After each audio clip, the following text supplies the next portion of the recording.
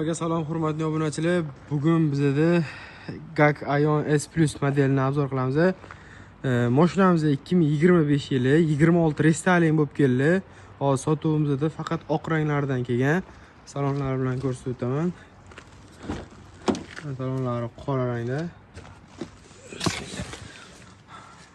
Mana buni hamma tanisa kerak. O'sha eskisi restyling bo'lganida monitorlari katta bo'lgan, kichkina monitorlar o'zgargan, eskisi speedometrlik edi. Rollari, eskorslari mana bu yerda bo'lgan. Mana korotsa bo'ladi. Barlari. Sidenalari ham zo'r. Hadovoylari juda ham yumshoq. Toyota bilan hammasi chiqadigan. Parda, lyuk, panorama hammasi bo'ladi.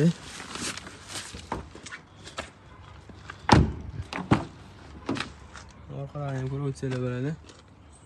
Mashinamiz ashi sotuv bo'yicha qaysi chempion desam bo'ladi.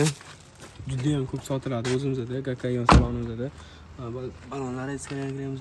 17 diska balon taqib qo'yganmiz. Orqalari ham juda ham chiroyli, Genesisga o'xshab ketadi. GAC Aion S Plus modelimiz. Mashinamizdan yili 2025. Yangi. Yaqinda kelgan bular.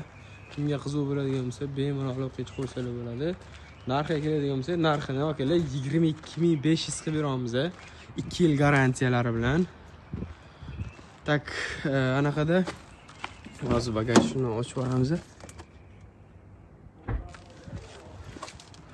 Bunda qo'shib beriladigan narsalar nimalar bo'ladi deydigan bo'lsa, o'zini zavodskoy poliklari bo'ladi.